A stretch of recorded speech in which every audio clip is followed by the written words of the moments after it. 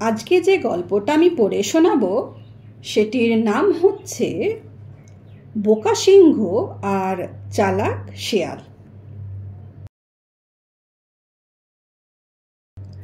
বনের সমস্ত জন্তু জানোয়ারের চেয়ে ধারালো নখ ছিল এক সিংহের।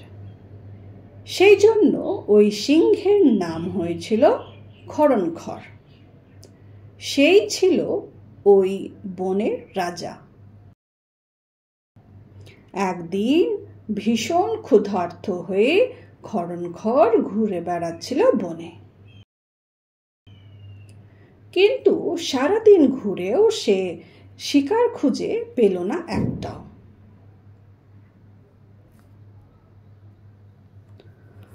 ও মা, কি আজকে যে হয়েছে, একটাও শিকার খুঁজে পেলাম না। সারাদিন আমি এদিক ওদিক কত হন্য হয়ে শিকার খুঁজলাম, আর এদিকে আমার পেটে খিদের জ্বালায় পেট চ চ করছে। আমি আর থাকতে পারছি না। যাই দেখি, আর একটু হেঁটে দেখি। শেষে ঘুরতে ঘুরতে সে এলো একটা গুহার সামনে।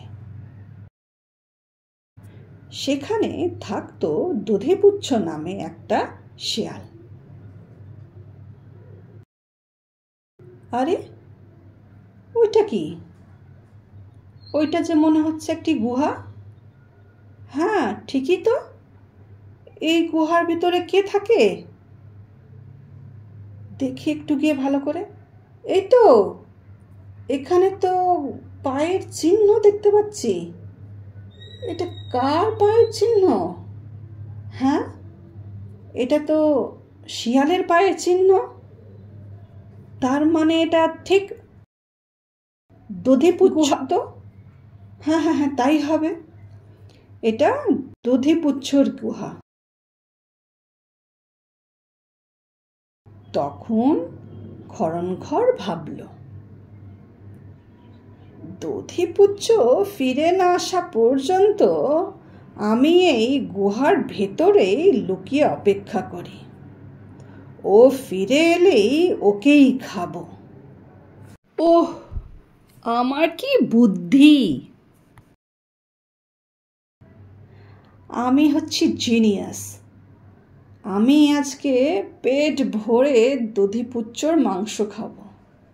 বাহ, যাই যাই যাই, তাড়াতাড়ি গুহার ভিতরে লুকিয়ে থাকি। রাত্রে ফিরে এলো দধিপুচ্ছ। এসে দেখলো গুহার সামনে সিংহের পায়ের ছাপ। সবই বুঝতে পারল সে।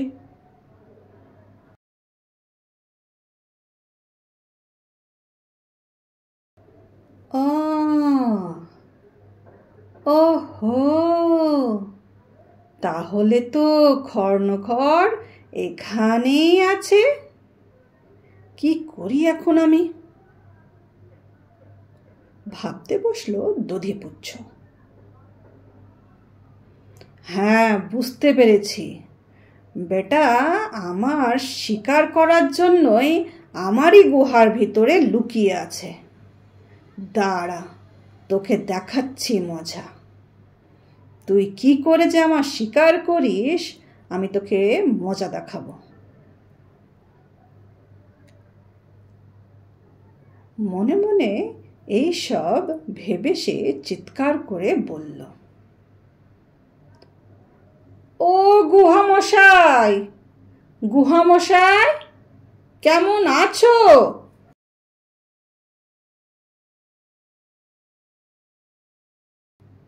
খরনখর কিন্তু চুপ করে ঘাপটি মেরে গুহার ভিতরে বসে রইল, আর কিচ্ছুটি শব্দ করল না। দধিপুচ্ছ আবার বলল, আরে গুহামশাই, শরীর টরিল খারাপ হয়েছে নাকি? কথার উত্তর দিচ্ছ না যে? তুমি কথার উত্তর দিচ্ছ না যে বড়? আবার জানতে চাইল দধিপুচ্ছ। বোকা খর্ণকার মনে মনে ভাবল,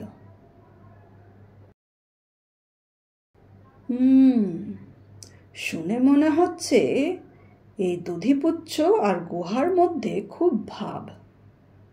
দুজনাতে এইভাবেই কথা বলে।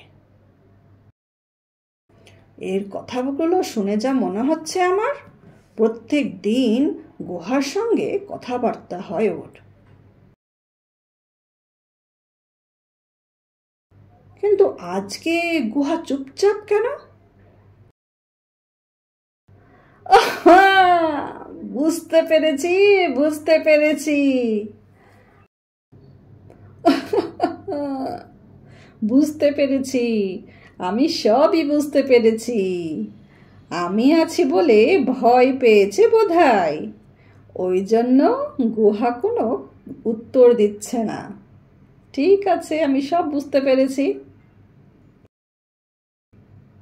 এবার দধিপুচ্ছ ফস করে নিঃশ্বাস ফেলল আর বলল, উফ, বুঝতে পেরেছি গুহামশাই, তুমি আর আমাকে ওখানে থাকতে দেবে না, তাই তো? ঠিক আছে, আমি বুঝতে পেরেছি। খরণখর এক মুহূর্ত চুপ করে রইল, তারপর গর্জন করে উঠল,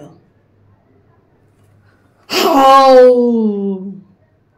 কেমন আছো দধিপুচ্ছ? বোকারাম বোকারাম আর কাকে বলে? দধিপুচ্ছ আর ওখানে থাকে? এক দৌড়ে পগার পার। বেচারি খরণকর পেটের খিদে পেটে নিয়ে ফিরে এলো। একটু শিক্ষাও অবশ্য হলো তার। কি, তাই না? শিয়াল তাহলে কত চালাক আর এই সিংহ কতই যে বোকা তার প্রমাণ এখানে দেখিয়ে দিল। তোমাদের এই গল্পটা কেমন লাগলো আমাকে কমেন্টে জানিও। ঠিক আছে।